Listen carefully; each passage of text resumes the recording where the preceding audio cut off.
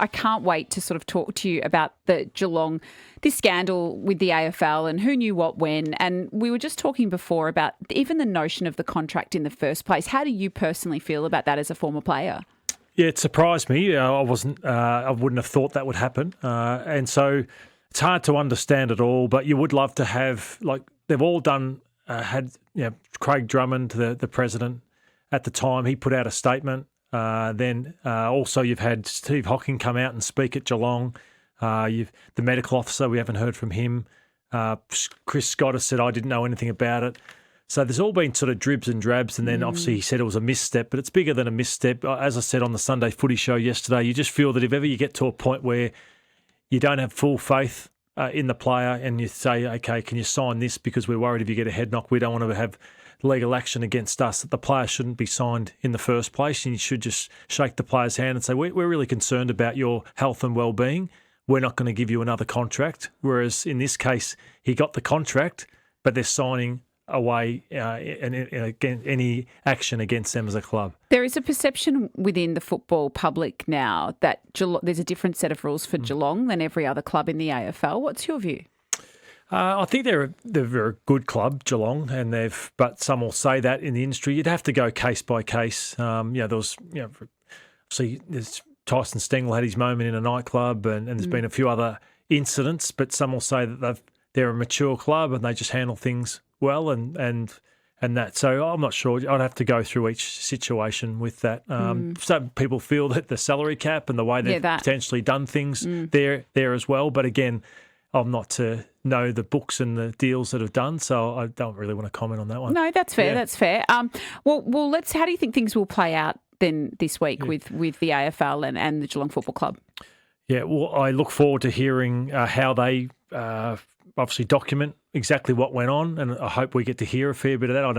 I'm not sure if we will, but I just expect really big fine. I don't know how much of it will be suspended, but what do you think is an appropriate penalty? Well, the number they're talking is $100,000, and that's okay with you? Yes, I think so. And then I think it'll never happen again, which is a great thing. I feel for the player. That's who I keep coming back to. Yeah. Does he play again? Will he get another contract? Can he go out there again now, or do they again amend the contract again so he can? They are covered with Jake. So I just feel for him, the person, that he signed this initially just because he wanted to keep his AFL career going, and now where he sits. But I don't expect Steve Hocking and Drummond to lose their positions out of this from an AFL perspective. Okay, speaking of AFL, this is a little bit of audio from your segment on afl.com.au Access with Damien Barrett about the D's. I wouldn't be shocked now if they won a flag. That's what I'd say. It's an extraordinary statement itself. It is. Extraordinary, Lloyd. Yeah. Well, I think I said I wouldn't be shocked. Are they on my top three to win the flag? No. But I wouldn't be shocked with the way they're playing if they were to win. It's got to be they've got to do it tough. So with Fremantle finishing top and Sydney finishing second, even if they win their first final, you're going to have to travel and you're going to have to do it hard to win into big interstate finals, then get back to the MCG and try and win it there. So it's not going to be easy. But what did you think? That was the game of the season for me. Did you think that? Yeah, it was. They're playing with absolute no fear. But Carlton aren't either, so they're another team that's absolutely. Let's get into that. Football. And the Carlton supporters, 13369, they were chanting, screaming for Josh Fraser at the end of the match. So, I mean, I can't think of a time we've ever seen that. No, to do it in season, like I often think of Premier League coaches, they sack people on the spot and the coach has to come in. I think, how do you change things in the space of a season? But he's done that pretty much from day one. They've won 10 of 12. It's a really strong... that fun. Yeah, I know. I've done that a few times on this brand. It's a really sustainable brand of football, winning 10 of 12. So because he's up against other first-time coaches like Corey Enright, James Kelly, Jamie Graham, I just don't see how he gets beaten to the job. But when does he put his... when do we have a decision on this? As he lost his father's funerals this week. Okay, but I expect that he'll be in it now from the end of this week. But they might let it go now. So he's got 2 more games, then a final. So they might just let it go then. But if he wins a final, you just can't see how he gets beaten. If you're, like you said, the James Kelly's, Corey Enrights of the world, do you really want to be going up against that? Because the club, the fans, they've made up their mind. I know. And so they should. Yeah, but you've also, Graham Wright won't let the fans dictate it. They got excited when David Teague got Teague going train. too. But we looked at Teague's record. I think he might have been around 5 wins and 6 losses, whereas this is 10 wins and 2 losses. And how would playing a you great describe brand. it? How would I describe it? I was there to watch them live against Brisbane, and it was a complete performance. They are so strong around the ball. They defend well. They attack well. Their skill level has gone through the roof. Players who I thought weren't great kicks have become good kicks. Who are they? Guys like Adam Chera, Sam Walsh are becoming exceptional with their skill level, and guys out of defence as well. So Jacob Wiedering's playing in the seconds. It's there's not really any weakness to what they're doing now. Okay, so say they scrape in, where are they going to end up, 9th or 10th? Best case scenario, yeah. Can they get any higher than that? Well, I think, they're in their playoff game. So, there's the way they're playing. As I said, I think they're playing as well as the top 4 sides right now. But then they can win. But because they've been chasing their tail for so long, every game's like a final to them. So I think if they can win 1 or 2 finals, it'd be probably the best they could hope for. So they can't win the flag? No one. They're all listening. Because you can't win 5 games. You've got to give them hope, I know. Lloyd. Well, yeah, they're going to take some fairy beating. tale But I think to win 5 games in a row in a final series is almost impossible. Has it been the story of the season? Like, is it Fremantle? Like, what is your story at Melbourne? What's your story of the season? I'd say this has made the season Carlton's form. So I'd say that has been. But Justin Longmuir, I think, should be Coach of the Year. But what Stephen King has done has been phenomenal. We've got so many people wanting to have a chat to Lloydie today. Colin, hello.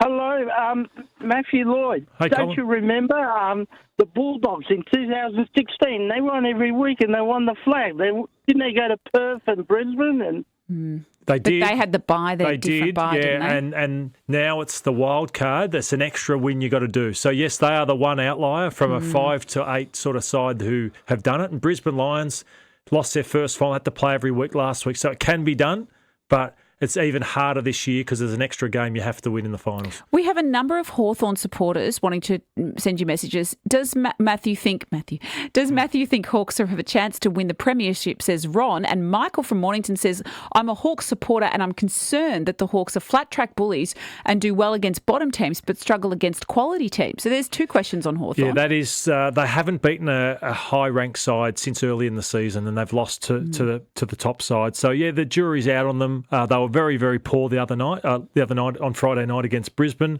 but Brisbane were poor the week before. So I think I think they can make the preliminary finals, but their midfield is probably 1 player short, which is a question mark, is why they're chasing guys like Zach Merritt. Well, is that going to happen now?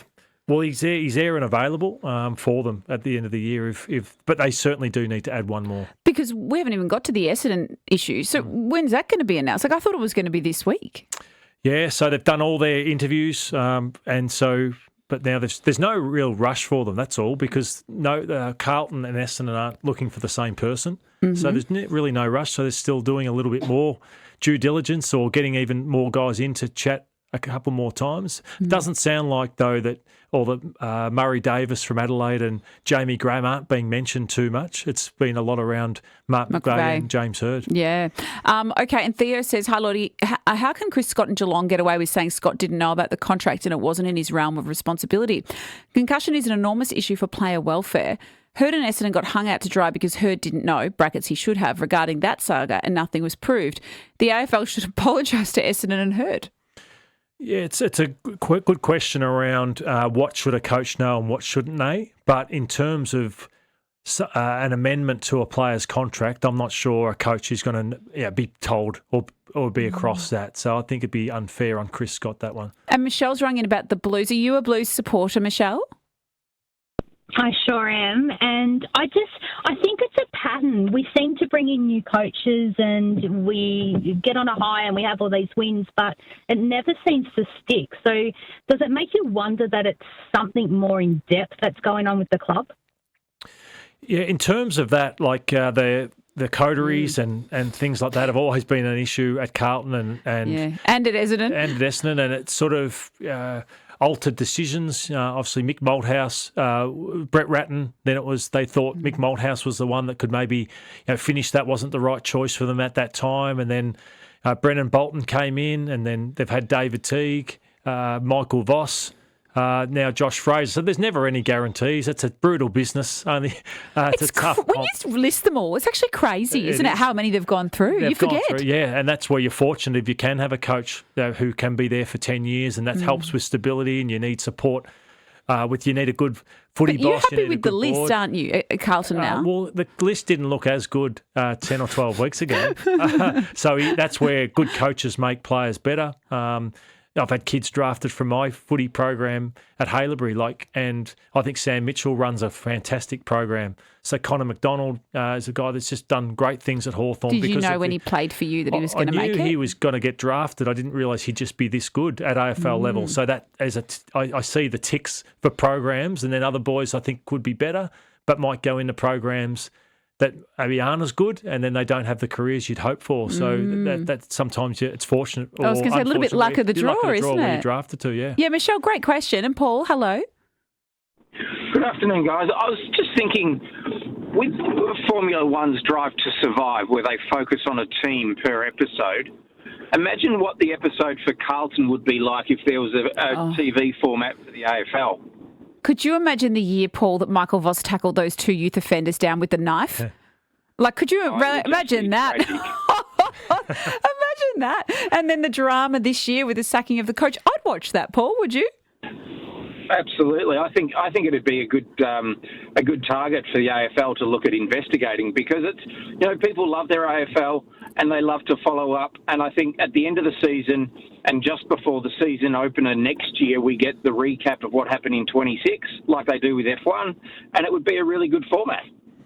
Yeah, like Adam Kingsley in the just that spray he gave his players when they tracked the Giants. They tracked, I think, I'm trying to think, there was 3 or 4 players that were followed for a period of time, and Adam Kingsley was one coach, and some of the sprays he gave to his senior core players was as good a viewing as I've seen. Unbelievable. Yeah. You've got elite sprays in your career, like with Sheeds, with the sprays? About 2 or 3 strong ones over the years. Yeah, how do they go? It's never nice. It's never nice because, but Sheeds was very good at picking you back up again.